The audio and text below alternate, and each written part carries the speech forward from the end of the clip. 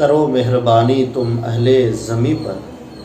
کرو مہربانی تم اہل زمیں پر، خدا مہرباں ہوگا عرش بری پر۔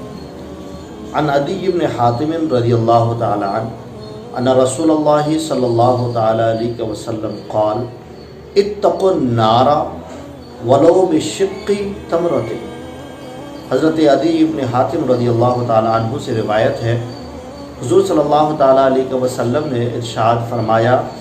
کہ جہنم کے آگ سے بچو، چاہے کھجور کے ایک ٹکڑے کے ساتھ ہی کیوں نہ ہو۔ کامیاب انسان وہ ہے کہ جو اپنے آپ کو آتش جہنم سے محفوظ کر لے اور اپنے آپ کو غضب الہی سے محفوظ کر لے۔ حضور صلی اللہ تعالی علیہ وسلم نیکی کی ترغیب دیتے ہوئے آپ نے فرمایا کہ جہنم کی آگ سے بچو، اور جہنم کی آگ سے غضب الہی سے بچنے کا جو ذریعہ ہے، جو تدبیر ہے، جو تفکیر ہے، وہ نیکی ہے، یعنی نیک کام کرو۔ جہنم یہ غضب الہی کا ٹھکانہ ہے، جہنم یہ غضب الہی کی جگہ ہے، اور غضب الہی کو اگر ٹھنڈا کیا جا سکتا ہے تو وہ ایک ہی ذریعہ ہے، وہ ہے رضائے الہی، کہ اپنے رب کو راضی کر لو، خوشنودی الہی حاصل کر لو تو غضب الہی ٹھنڈ ہو جائے گا۔ اب جس بندے سے اس کا رب راضی ہو جاتا ہے، اگر آپ کا رب آپ سے راضی ہو جاتا ہے تو پھر آپ کو غضب الہی سے محفوظ کر دیا جاتا ہے، اور پھر آپ کا ٹھکانہ جہنم کی جگہ جنت کر دیا جاتا ہے۔ جیسا کہ اس حدیث میں آپ نے سنا کہ حضور علیہ السلام نے ارشاد فرمایا اتقوا النار، کہ جہنم کی آگ سے بچو۔ کیسے؟ ولو بشق تمرۃ، چاہے کھجور کے ایک ٹکڑے کے ساتھ ہی کیوں نہ ہو۔ کیا مطلب؟ مطلب یہ ہے کہ اگر کوئی شخص للہیت کے ساتھ، خلوص کے ساتھ اللہ کی راہ میں کھجور ایک مکمل نہیں بلکہ کھجور کا ایک ٹکڑا بھی اللہ کی راہ میں خرچ کرتا ہے تو ایسی صورت میں اللہ اس سے راضی ہو جاتا ہے۔ اس لیے کہ اللہ مال و دولت کی زیادتی کو نہیں دیکھتا کہ بندہ کتنا زیادہ مال لٹا رہا ہے، کتنے کروڑوں روپیہ یہ خرچ کر رہا ہے، اور کتنے زیادہ لوگوں کو یہ کھانا کھلا رہا ہے، بلکہ اللہ تبارک و تعالی انسان کے دل کو دیکھتا ہے کہ یہ جو مال خرچہ کیا، کیا اس کے پیچھے نام و نمود ہے؟ کیا اس کو اپنا وقار چاہیے؟ کیا اس کو پریسٹیج کی حرص ہے؟ کیا اس شخص کو شو آف کرنا مقصود ہے یا پھر کچھ اور ہے؟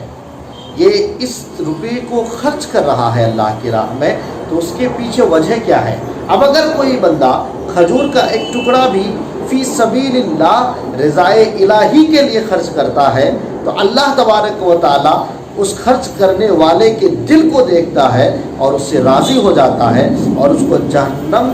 سے چھٹکارا مل جاتا ہے اور اس کا ٹھکانہ جنت میں کر دیتا ہے۔ اس پوری کائنات میں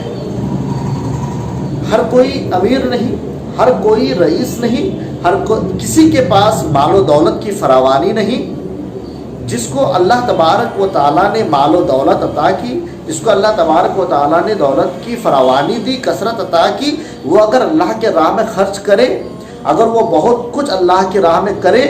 تو اللہ تبارک و تعالیٰ اس کو یقیناً جہنم سے چھٹکارا دے دے گا۔ لیکن اس مسلمان کا کیا جس کے پاس مال و دولت نہیں، مال و زر نہیں، جس کو مشکل سے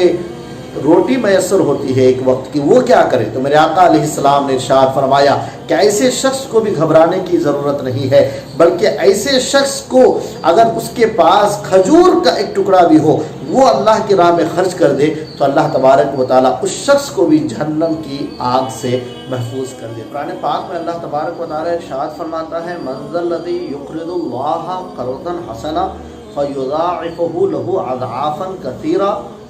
کہ کون ہے جو اللہ تبارک و تعالیٰ کو قرض حسنہ دے پھر وہ اس کے لیے اس میں زیادتی کرے. سبحان اللہ،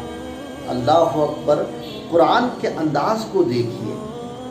کہ اللہ تبارک و تعالیٰ انفاق فی سبیل اللہ کو قرض حسنہ سے تعبیر فرما رہا ہے کہ اللہ کی راہ میں خرچ کرنے کو قرض قرار دے رہا ہے، قرض سے تعبیر کر رہا ہے.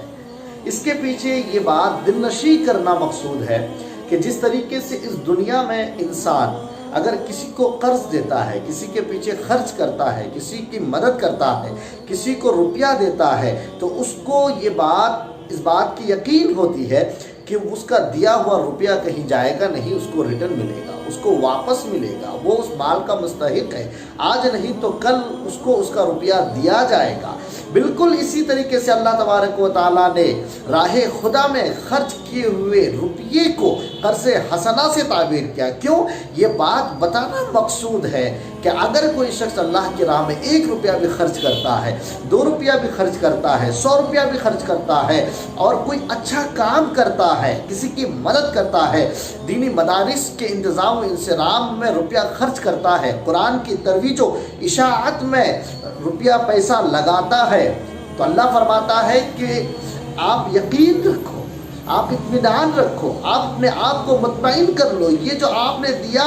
اس کا بدلہ آپ کو ملے گا، اس کا ریٹرن آپ کو ملے گا، اور اتنا نہیں ملے گا جتنا آپ نے دیا. دنیا میں تو اگر آپ کسی کو قرض دیتے ہیں تو آپ کو اتنا ہی ملتا ہے، لیکن یہاں پہ نظام الگ ہے، سسٹم الگ ہے کہ اگر کوئی اللہ کی راہ میں 1 روپیہ خرچ کرتا ہے اس کو 10 روپے واپس ملتا ہے. تو اگر آپ جتنا اللہ کی راہ میں خرچ کرو گے اس کا زیادہ آپ کو دیا جائے. حضرت عبداللہ ابن مسعود رضی اللہ تعالیٰ عنہ سے روایت ہے کہ حضور علیہ الصلوۃ والتسلیم نے ارشاد فرمایا کہ اللہ تبارک و تعالیٰ نے 2 ایسے مرے ہوئے شخص کو زندہ کیا کہ جس کو دنیا میں مال و دولت کی زیادتی اور کثیر تعداد میں اولاد عطا کیا تھا. جب اس دونوں شخص کو زندہ کیا گیا تو اللہ کی بارگاہ میں اسے پیش کیا گیا اور ان میں سے ایک کو پوچھا گیا کہ اے شخص یہ بتا، کیا تجھے ہم نے مال کی زیادتی عطا نہ کی؟ کیا ہم نے تمہیں کثیر تعداد میں اولاد نہ دی؟ تو اس شخص نے کہا کیوں نہیں اے رب العالمین، تو نے ہمیں کثیر تعداد میں مال و دولت دی، اولاد عطا کی. تو اللہ تبارک و تعالیٰ نے اس شخص سے پوچھا کہ تو نے اس مال کا کیا کیا؟ تو اس شخص نے کہا کہ پروردگار، فقر کے خوف سے، غریبی کے خوف سے، مفلسی کے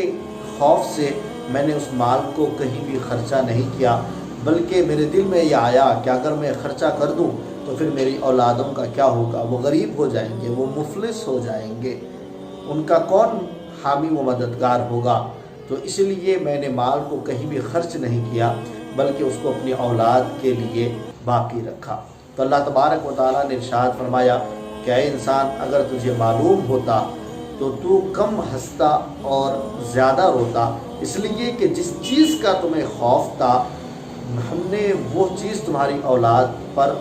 مسلط کر دی، یعنی فقیری، غریبی اس پر مسلط کر دی، اور تمہارا مال کا باقی رکھنا، بچا کے رکھنا کوئی کام نہیں آیا. دوسرے شخص کو بلایا گیا، اس سے کہا کہ انسان تو بتا، کیا ہم نے تمہیں مال و دولت کی کثرت عطا نہ کی، اولاد کی زیادتی نہ دی؟ تو انہوں نے کہا کہ کیوں نہیں اے رب العالمین، تو نے ہمیں کثیر تعداد میں دولت اور اولاد عطا فرمائی. تو اس سے پھر پوچھا گیا کہ تو یہ بتا کہ تو نے اس مال کا کیا کیا، اس دولت کو کہاں استعمال کیا؟ تو اس نے کہا کہ اے پروردگار،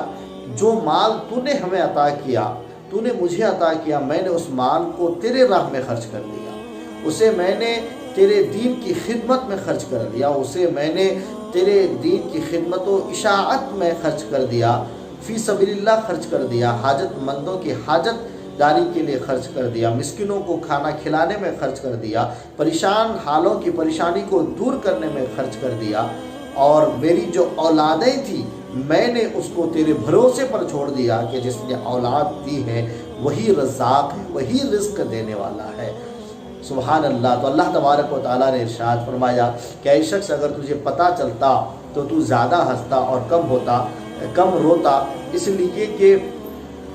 جس چیز اور جس بھروسے میں تو نے اپنی اولاد کو دنیا میں چھوڑ گیا ہم نے وہ چیز اس پر مسلط کر دی، یعنی ہم نے اس پر بھی دولت و کثرت کی فراوانی کر دی اور اسے بھی ہم نے رزق عطا کیا۔ سبحان اللہ، یہی طریقہ ہے۔ اور اگر